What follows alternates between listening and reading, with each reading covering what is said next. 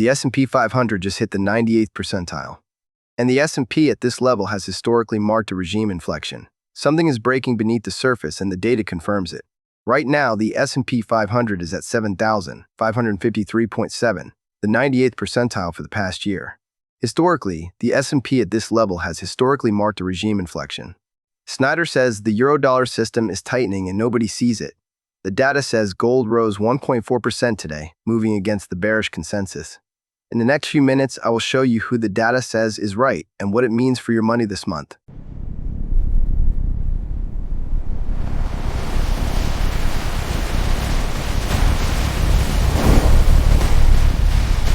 The scoreboard just changed. A scoreboard flip means the numbers shifted. Pay attention to what moved and why. The commodity analyst called it commodity supercycle. Oil at $95.1 confirms it.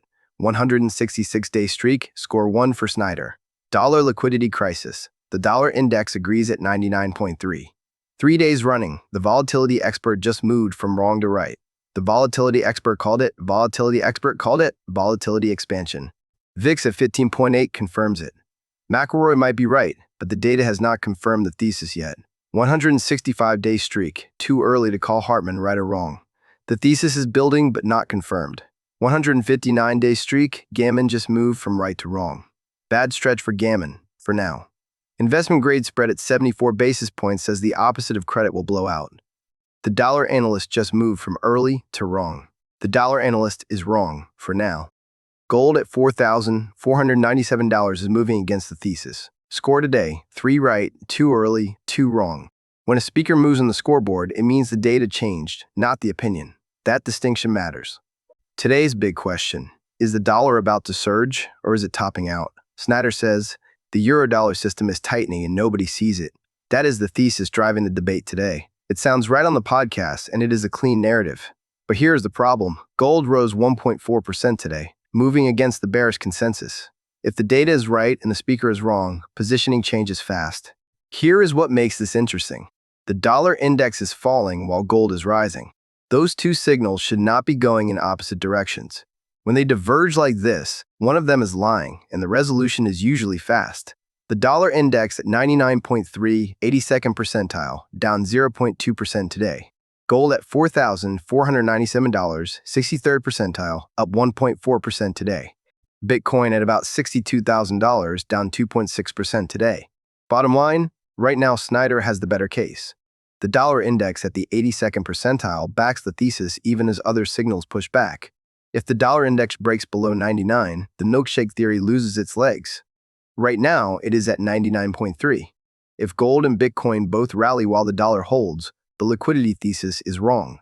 The dollar index at 99.3 will track it daily on the scoreboard. Gold at $4,497 will track it daily on the scoreboard. Phase 1 is the good times. But good times do not last forever. Here is how close we are to the edge.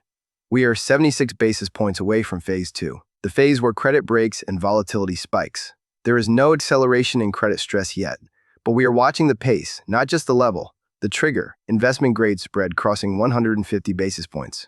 Currently at 74 basis points. Pace is flat or improving. No urgency right now. Phase 1 means risk on is working. Equities, commodities, and real estate all benefit from loose conditions. Enjoy it while it lasts. For context, the last time credit stress built like this, credit spreads blew out and high-yield bonds saw drawdowns of 15%. The credit and rates layer has initial jobless claims, CFNAI flashing red. Gammon says, the Fed is breaking things and credit spreads will blow out. The data disagrees with that thesis right now. Phase 1 holds with 76 basis points of buffer. Conditions favor risk, but do not get complacent. Wall Street trades the index. We trade the ground. Here is what the ZIP level data is screaming about today. Jefferson, AL. People moving in can't afford to live here. 22,742 households moved into Jefferson, AL. Their average income, about $67,000. Median home, about $913,000. Unsustainable migration pattern, demand without purchasing power. MD. Days on market is spiking in Baltimore.